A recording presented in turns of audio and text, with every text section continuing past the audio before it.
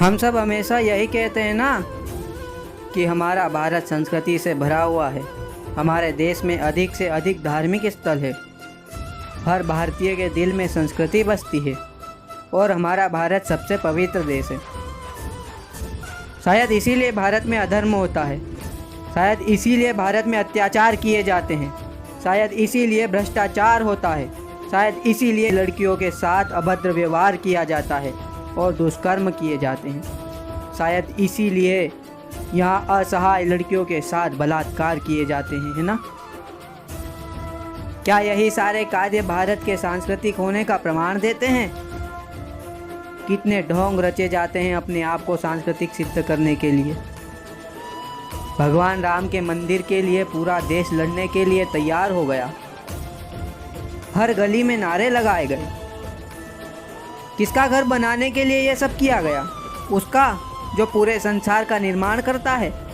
उसकी रक्षा हम करेंगे जो सारी सृष्टि की रक्षा करता है। माना कि यह हमारी भगवान के प्रति श्रद्धा है, किंतु जब किसी लड़की की इज्जत की बात आती है तब वो मानवता कहाँ चली जाती है जिसमें भगवान बसते हैं। जब हर कोई चुप क्यों हो जाता है? हमारे देश में मंदिर तो अरबों के बना दिए जाते हैं, उनमें करोड़ों की मूर्तियाँ भी रख दी जाती है, लेकिन क्या उसमें भगवान बसते हैं? जिस देश में अत्याचार को बढ़ावा दिया जाता है, अपराधियों को दंड नहीं मिलता, जहां लड़कियों के साथ दुष्कर्म किया जाता है, उस देश के मंदिर की मूर्तियां चाहे लाखों की हो या चाहे करोड़ों की, वो केवल सजावट के लिए रखा गया पत्थर ही होती है। उसमें भगवान तो बसने की सोचते भी नहीं होंगे।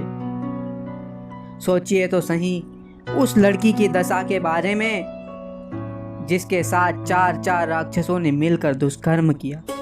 उसके परिवार की हालत का विचार कर सकते हैं? नहीं कर पाएंगे। क्यों?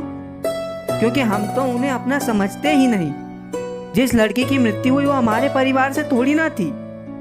जो हुआ वो तो उसके साथ हुआ था, फिर हम क्यों सोचे उसके बारे में? रक्षाबंधन का त्योहार मनाया जाता है ना इस देश में, पर हम तो उसके भाई थे ही नहीं, फिर हम क्यों विचार करें उसके बारे में?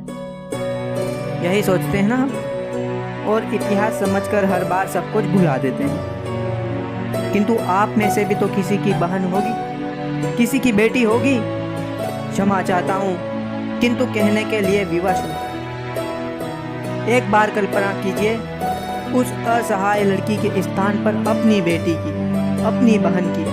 केवल एक बार विचार करके देखिए अपनी प्रेमिका की स्थिति उस हालत में। नहीं कर सकते, क्योंकि कल्पना मात्र से ही हमारी रूह कांप जाती है। क्या अब भी आपकी आंखों में आंसू नहीं आए? क्या आपके मन में क्रोध की आग नहीं जली? क्या आपके हाथ उन अपराधियों को मारने की इच्छा नहीं जता रहे हैं? देश में ऐसे कई दुशासन हैं जो द्रौपदी जैसी लड़कियों की आबरू लूटते हैं, लेकिन उसका कारण कौन है? उन्हें यह सब करने का मौका कौन देता है? याद तो है ना, वो युधिष्ठिर ही था जिसने द्रौपदी को दांव पर लगाने का पाप किया था। युधिष्ठिर की भांति सरकार भी अपने देश की बेटियों को दांव पर लगा देती है और अपराधियों को खुला छोड़ देती है। युधिष्ठिर ने अपनी गलती सुधारने के लिए दुशासन को भयंकर मृत्यु दी थी, फिर सरकार अपराधियों को दंड क्यों नहीं देती? लेकिन सरकार का तो कहना ही क्या, चाहे पराजित सरकार हो या अपराजित, अपना स्वार्थ सिद्ध करने के लिए अपने अनुसार बदलाव करती है। कानून अंधा नहीं होता, उसकी आंखों पर पट्टी बंधी होती है। जब कोई अपराध करता है तब देश का कानून पता नहीं कहाँ छुपा होता है, और जब कोई न्याय के लिए आवाज उठाता है तो उसको चुप कराने के लिए हर जगह पुलिस तैनात कर दी जाती है। कानून अपराधियों को दंड देने के लिए बनाया गया है या उनके रक्षण के लिए? न जाने कब आएगा बदलाव यहाँ। क्या फिर परिवर्तन तभी आएगा जब लड़कियां भी हैवानियत का रूप धारण करेंगी और वो भी अत्याचार करेंगी?